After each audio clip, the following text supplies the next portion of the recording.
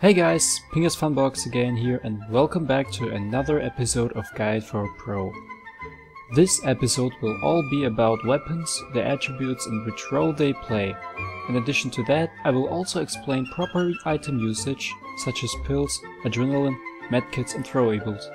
At about the end of the episode I will talk about what the main goal of Left 4 Dead 2 actually is, to better understand the purpose your actions will have and affect the outcome. Without further ado, let's start!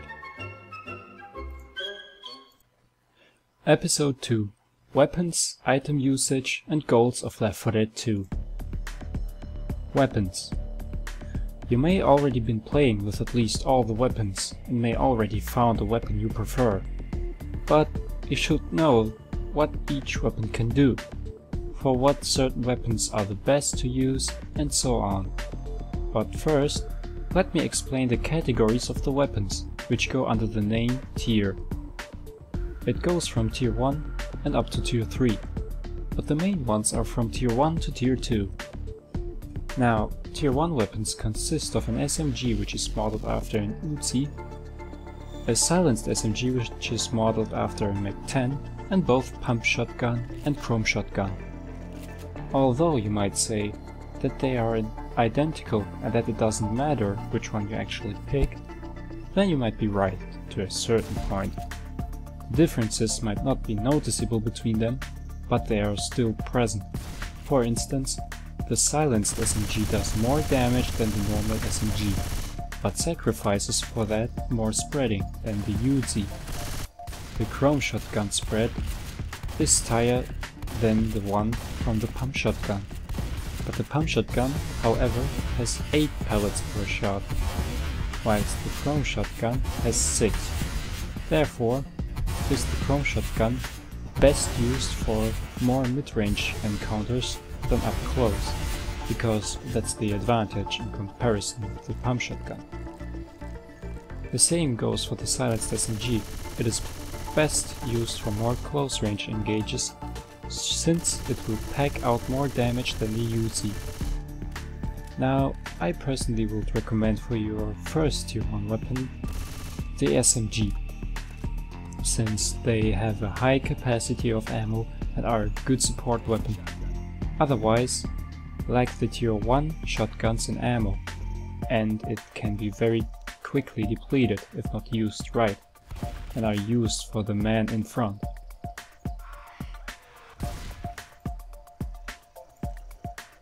Well, after you have played to a certain point of a campaign, you will eventually encounter some tier 2 weapons. Unlike tier 1 weapons, there are much more varieties of them, but they are still a good replacement for tier 1 weapons, since they are much powerful than tier 1 weapons. First, let's talk about the replacements. In the shotgun section, we have the auto shotgun and the combat shotgun. The combat shotgun is modeled after a SPAS 12 and is very easily recognized. However, the auto shotgun replaces the pump shotgun, but with the difference of 10 shots with higher ammo capacity and much faster fire rate. The same goes for the combat shotgun, which is the replacement of the chrome shotgun.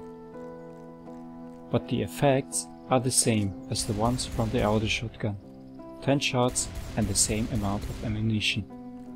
These weapons are very deadly in close combat, but can still be used up to mid-range, thanks to higher ammo capacity and fire rate. The next section is the replacement of SMGs, which you'll find in form of assault rifles. However, there are up to 3 assault rifles which have their own stats. The normal assault rifle, which is modeled after an M16, has about the same clip capacity as the SMGs and a similar rate of fire, but still less ammo capacity in total. However, the damage is much greater than the ones from the SMGs, so you can still consider the assault rifle being better. In the assault rifle class itself, the weapon is considered with the highest rate of fire, with medium clip capacity, accuracy and damage. The AK-47 assault rifle has the biggest firepower among the assault rifles. However, the gun lacks in accuracy, mag capacity and fire rate.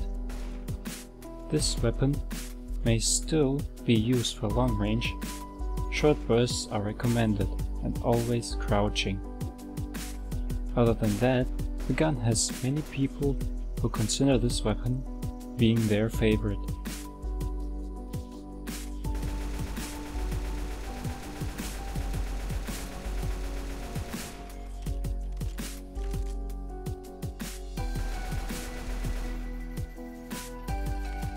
The last assault rifle is the Desert Assault Rifle, which is modeled after a SCAR rifle. This rifle has the biggest full capacity of 60 and fires in 3 burst shots. Always. The rate of fire is decent and the accuracy is the highest out of the assault rifles.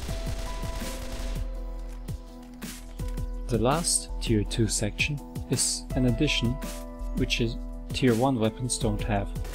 The section consists of 2 sniper rifles. One being the hunting rifle with a high accuracy and an ammo capacity of 15 shots.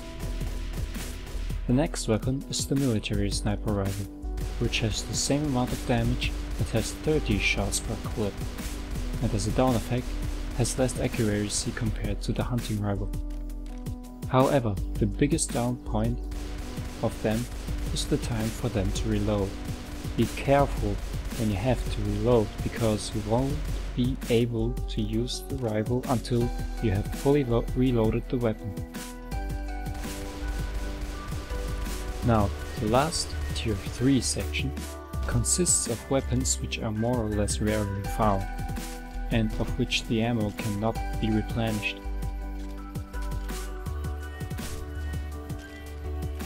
The first weapon being the grenade launcher, which is self-explanatory. It can wipe out a group of common infected very fast and has a large range for a grenade launcher. The biggest advantage of the grenade launcher is its ability to stun special infected, making it easy for you to free yourself out of their grip. The grenade launcher is a very unpopular weapon in versus mode due to its effectiveness in the right hands. However, it still has only one shot before it needs to reload, and it takes some time to do so. The last weapon is being an addition in the passing DLC, the M60 LMG. It can fire 150 shots without reloading and can kill common zombies with only one shot. However, the weapon is a little bit weak against special infected and is a weapon which is mostly ignored by most of the people due to only having 150 shots before switching to another weapon, not forgetting about the fact that the ammo cannot be replenished. The last weapon category is the secondary weapon. What you will notice is that you will never lose your secondary weapon due to unlimited ammo or durability. However, the category consists of a normal pistol which can be dual wield for highest effectiveness, the magnum pistol and melee weapons. The normal pistol is always your default weapon. The only way to get rid of the weapon is to replace it by another secondary weapon. It has only 15 shots without dual wielding and has medium accuracy together with fire rate. However, the damage of the pistol is somewhat low, and for that, the pistol is always being replaced by others, either with the magnum or most likely with a melee weapon, even if dual wield. However, if you dual wield the pistols, then you have a maximum capacity of 30 shots before reloading and increases your rate of fire based on how fast you can click the mouse. However, the faster you shoot, the more the shots will spread.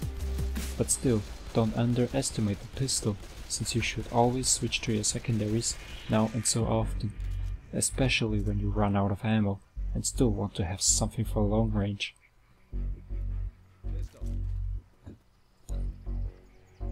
The next weapon is the magnum pistol. It is extremely effective against common infected and will always kill them with one shot, plus piercing shots.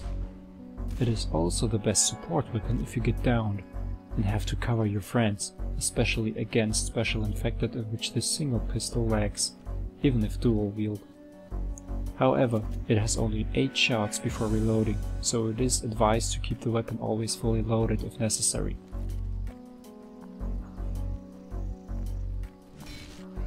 The last section are the melee weapons.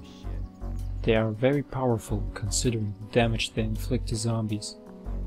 Almost none of the weapons can compare to the damage of melee weapons, since they one-hit nearly everything they hit, except the charger if you don't hit the head, the witch and the tank.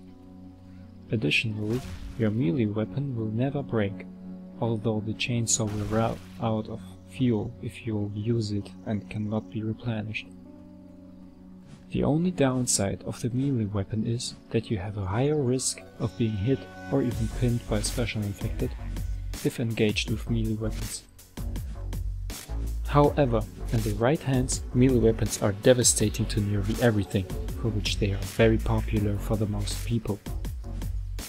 And the last thing, if you get down, then the only thing you can use is your single pistol. And it is only used if you get down, and that's the biggest side effect of the melee weapon. A small thing I want to add is that there is a small category of melee weapons which consists of blunt and sharp melee weapons. The only difference between them is the ability to cut smoker tongues, which goes in favor for the sharp melee weapons. Some advices when using certain weapons. If you use tier 1 shotguns, then you are in the front and you have to kill common infected around you and your team as quickly as you can, since they are extremely effective against common infected. If there is a tank encounter, try to focus more on supporting the SMG guys by watching out for common infected and special infected, so that your buddies with SMGs can take care of the tank.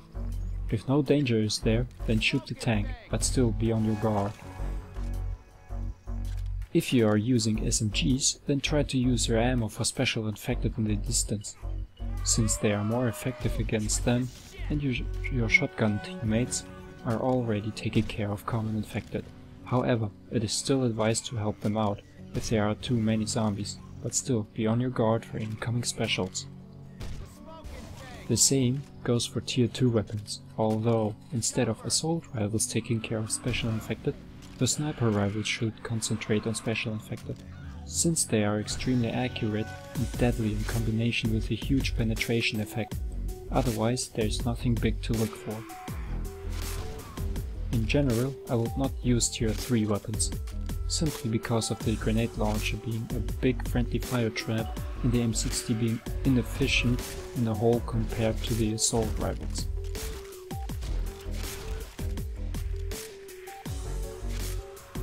Item usage. Before I will go into detail what I'm talking about if I say item usage, I will explain it very quickly. With item usage, I am talking about using throwables, pills and medkits at the right time for the right purpose, so that you can get out the best effectiveness out of them. First, I will talk about pills and adrenaline. These items are 8 items for the player. Their purpose is to give the player health for a limited time, for shorter usage, and to maintain the overall speed of the team and its progression. Pills are very easily explained. They give the player up to 50 temporary HP in just a second. This item should be used either if you have below 40 HP, or if there is a tank encounter and you have about 50 HP. Note that pills won't affect the first aid kit in any way, and will be just a waste of time if you heal right after you have taken your pills. However, there are always certain exceptions where it is allowed to do so. Adrenaline has multiple effects, which are all more or less noticeable. The first effect is that it makes the player a little bit faster than normal, and giving the player up to 30 temporary HP. The same adrenaline speed still applies to players below 40 HP, and is therefore a good item for rushing. In addition, under the effects of the adrenaline, you cannot be stopped by common infected. If you get hit, still being able to run at full speed, making it an even better rushing tool. Plus, the fatigue after certain mouse 2 bashes will not affect the player, being able to just spam with melee 2 until the effect is gone. The last effect is that the player interacts much faster with healing, helping a downed player to get up or to fill in cans. Adrenaline shots should only be used after these circumstances, even if you have enough HP. It is all about time and better not wasting it. Now, the first aid kit is something where I can definitely say that most people are not using this item right. The medkit should be considered something as a second chance, since it resets the number of you being able to get downed, and since this, not considering the defibrillator, is the only item which can replenish your permanent HP. You should use it only if really necessary. For example, you were down 2 times and you are now black and white. That's where you can use your medkit. Another example is if there is going to be a tank encounter and none has pills or anything like that. Or if you find another spare medkit, although it can be skipped if you have around 70 HP. Or if you still have your medkit from the previous save room starting point after getting to the end of the map. Then, if your team is not in need one but you, then you can heal yourself and take the one from the save room. However, don't waste the medkits in the save room, since they are not all for you. There is nothing worse than a player wasting the most important item so that the whole team can suffer for the consequences, especially if you didn't have a medkit. Go into the save room, take a medkit, heal yourself, and take another one just to heal yourself again, wasting 3 medkits just for 1 person. Don't forget that the health kit will only heal 80% of your missing HP, which means if you have 1 HP, then you will heal 80 HP. If you heal yourself again, then you will have 96 HP, which should be avoided since the medkit is valuable. A side note, if someone of your team is heavily wounded and doesn't have a medkit nor pills, then you should heal your teammate with yours, if you have enough HP. The last item category is the Throwable category, which consists of 3 throwables: the pipe bomb, the Molotov, and bile jar. The pipe bomb is a simple grenade with the ability to lure zombies to it with a loud noise. This item should be thrown at an oncoming horde to lure them in the other direction but still kill them after the timer runs out. That means do not throw the pipe bomb too far, because you will still have to fight against the zombies you weren't able to kill with it. The Molotov cocktail is an anti-tank throwable and should be always spared for one, since this is the highest priority. Other than that, this item should only be used in defense situations, such as burning away zombies while helping up your teammate or hold out certain panic events. The last throwable is the bile jar, which is the exact opposite of the Molotov and the pipe bomb. It should almost never be used against the tank and is used more for offensive rushing at certain panic events, since it is only used as a distraction and should be thrown as far away as possible to have enough time to get through the event or certain situations. The only exception is the sacrifice first map, where you will trigger both a tank and a horde, in which way you can combine damage with distraction. Otherwise, if there is no horde, do not use the bile jar against the tank. Again, the reason for that is that the bile jar will trigger in a horde, which won't do a lot of damage to the tank, and you will have to deal with the zombies and the tank later on. You shouldn't use the bile jar as well. If you or your teammates are puked by a boomer, since the zombies won't follow the jar, but still the boomed player, unless there's another infected being hit with the jar. Goals of Left 4 Dead 2.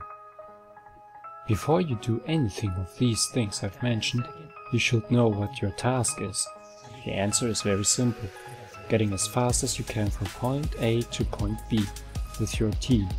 That means the longer you spend time in the map, the more attacks you will have to fight.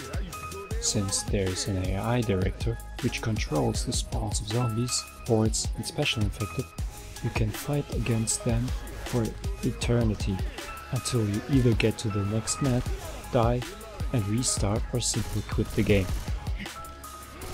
Now the best way to ensure that you and your team get as quickly as possible, you should always be moving and not stopping for searching for items you won't need anyway and you'll find later right in your path. So you will have to watch out that none of you gets pinned by special infected or stopped by common infected, and every single damage should be avoided, since once you get below 40 HP you'll get slower. And no, I'm not talking about rushing the game as a single person, since this is, especially in versus, pointless and won't guarantee for you to win this way, since points of everyone in the team counts.